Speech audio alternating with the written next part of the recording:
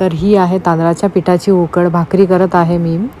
काय केलेलं आहे, 1.5 ग्लास पाणी घेतलेलं आहे. पाण्याला चांगली उकळी आल्यावर त्यामध्ये मग मी जितकं पाणी घेतलेलं आहे तितकंच मी पीठसुद्धा इथे तांदळाचं मी घातलेलं आहे आणि उकड काढून घेतलेली आहे. उकड मग परातामध्ये काढून थंड करून न घेता गरम गरमच मळून घेतलेला आहे आणि जितक्या आकाराची भाकरी करायची आहे तितक्या आकाराचा गोळा हातावर घेऊन तो पाण्याच्या साहाय्याने थापून मी आता भाकरी बनवत आहे. भाकरींचं पीठ बनवताना जे आपण तांदूळ घेतो ते जास्त जुने पण घ्यायचे नाही आहेत आणि जास्त नवीन पण घ्यायचे नाही आहेत. जास्त जेव्हा जुने घेतो तेव्हा आपली भाकरी तुटते आणि जास्त नवीन घेतले तर मग भाकरी चिकट होते आणि बनवायलासुद्धा ती कठीण होते. जागोजागी आता भाकरी सेंटरसुद्धा झालेले आहेत.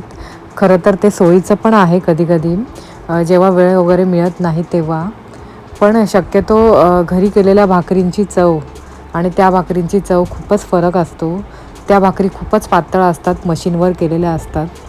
पण घरी केलेल्या भाकरी या त्या भाकरीच्या तुलनेत जाडसर असतात, पण खायला अतिशय चविष्ट लागतात. 1.5 ग्लास पाणी घेतलेलं होतं आणि 1.5 ग्लास पीठ घातलं होतं मी.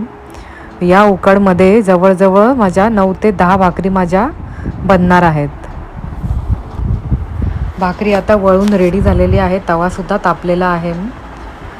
तवा तापवताना सुरुवातीला जेव्हा मी भाकरी घातली, मंद आचेवर भाकरी एका साईडनी शिजून घेणार आहे. तुम्ही बघू शकताय अशा प्रकारे एक साईड झालेली आहे आणि आता मी ती भाकरी पलटून घेतलेली आहे आणि आता मी गॅसची आच मी आता वाढवत आहे. मोठ्या आचेवर आता भाकरी शिजून घेणार आहे. दोन्ही साईडनी भाकरी आता झालेली आहे आणि परत एकदा मी भाकरी पलटून झाल्यावर आता बघू शकताय तुम्ही किती मस्त भाकरी फुगलेली आहे. संध्याकाळपर्यंत भाकरी एकदम मस्त मऊसूत अशी राहणार आहे.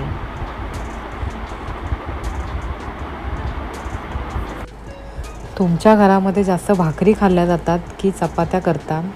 कमेंट करून नक्की सांगा.